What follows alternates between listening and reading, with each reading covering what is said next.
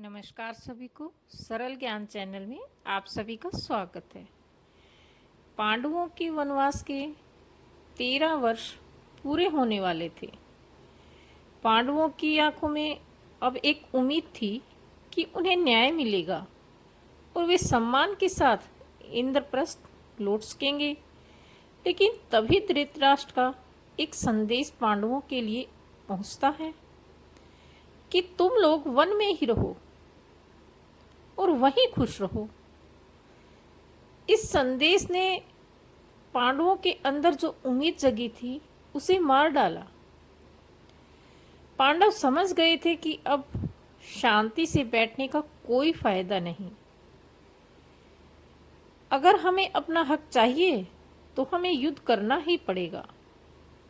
लेकिन फिर भी युद्ध से पहले पांडवों ने एक फैसला लिया कि वह युद्ध से पहले एक दूत को हस्तिनापुर भेजेंगे। जब यह सूचना महात्मा विदुर तक पहुंची कि पांडव हस्तिनापुर में अपना एक दूत भेजने वाले हैं, तो वे समझ गए थे कि अब युद्ध को टालना असंभव है। युद्ध तो होगा, लेकिन फिर भी एक राष्ट्र भगत की तरह युद्ध को टालने के लिए विरुद्ध ने आखिर बहुत कोशिश की, आखिरी तक प्रयास किया। वे उसी सन जब उन्हें पता चला कि दूत आने वाला है, उसी समय वे भीष्म पितामह से मिलने के लिए उनके महल में पहुंचते हैं। वहां देखते हैं कि उस समय भीष्म, गुरु द्रोणाचार्य और कृपाचार्य आपस में बैठे बातें कर रहे हैं।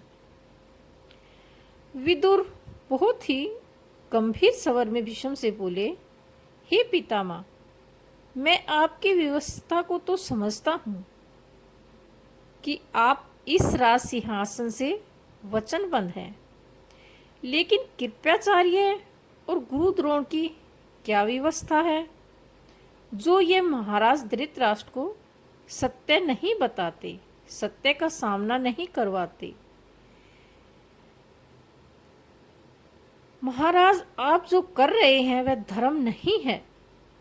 हे आचार्य, आप जाकर महाराज से ये क्यों नहीं कहते कि इससे पहले पांडव अपना दूत हस्तिनापुर भेजें, आप खुद स्वयं अपने दूत को वहां भेजें और उन्हें बुलाएं और राजमुकुट उन्हें लौटा दें। हे गुरुश्रेष्ठ, क्या एक शिक्षक का यही धर्म रह गया कि वे अपनी सुख सुविधाओं को बचाए रखने के लिए अधर्म का साथ दे?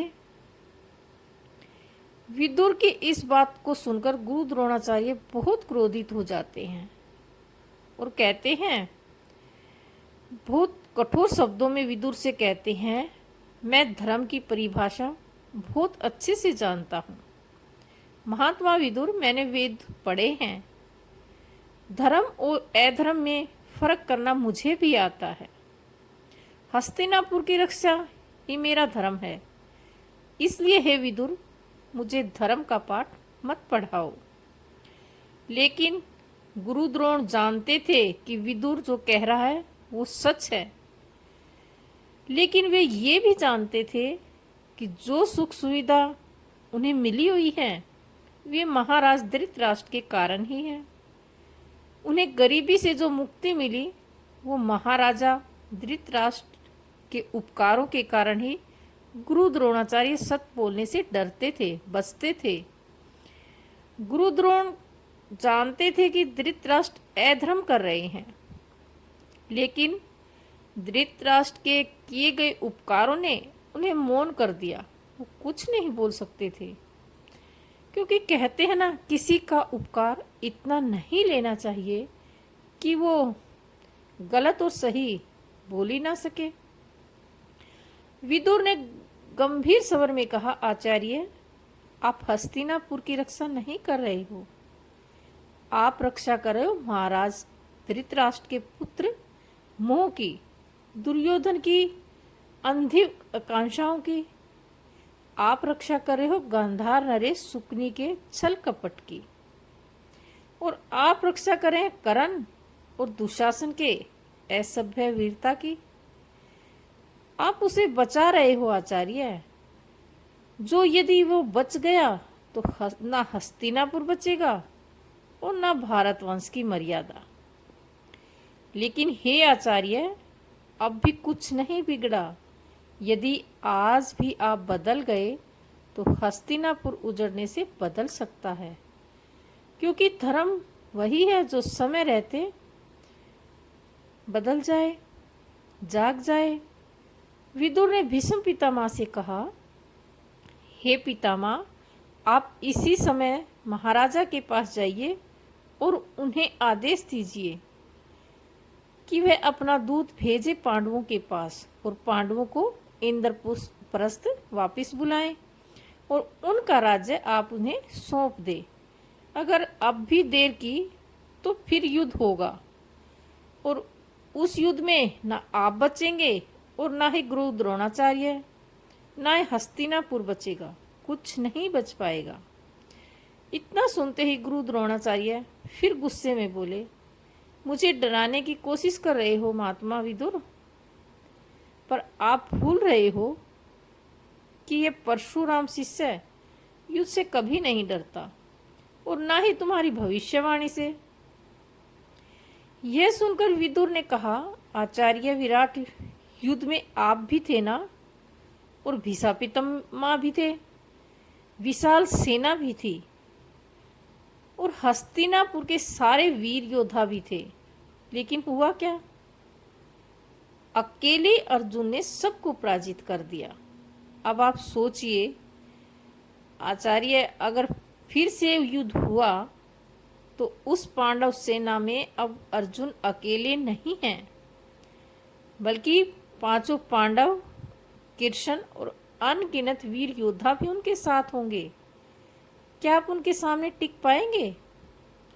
उनकी सेना का सामना कर पाएंगे? क्या आपकी तलवार धर्म के विरुद्ध खड़े होकर टिक पाएगी? विदुर और भीष्म भारत धृतराष्ट्र के पास पहुंचे। भीष्म पितामह ने महाराजा धृतराष्ट्र को आदेश दिया और कहा, अब और देर मत करो, सभी पांडवों के पास अपना दूत भेजो, उन्हें सम्मान के साथ हस्तिनापुर बुलाओ और उनका इंद्रप्रस्थ उन्हें लौटा दो। और अगर ऐसा नहीं किया तो याद रखना, तुम्हारा सिंहासन बचेगा नहीं और ना ही तुम्हारा पुत्र और ना ही ये हस्तिनापुर। तो धृतराष्ट्र घबरा गए और बोले, हे पितामह, ऐसा करते हैं क्यों ना इस विषय पर हम दुर्योधन की भी सलाह ले। ये सुनते ही विदुर का चेहरा और गुस्से से लाल हो गया और वे गुस्सा होकर बोले, महाराज, राजा आप हैं, दुर्योधन नहीं। दुर्योधन क्या आप राजकीय निर्णय भी आप उनसे पूछ के लेंगे? ये आपका पुत्र मोह है। पुत्र से पूछ कर लेने का न्याय का प्रश्न नहीं है, अब धर्म का है। इसमें दुर्योधन की राय का कोई स्थान नहीं है। यदि आप भी मोह में फंसे रहे तो कल इतिहास आपको अंधा नहीं अधर्म ही कहेगा। लेकिन उसी वक्त महाराज को सूचना मिलती है कि पांडवों का दूत हस्तिनापुर आया है।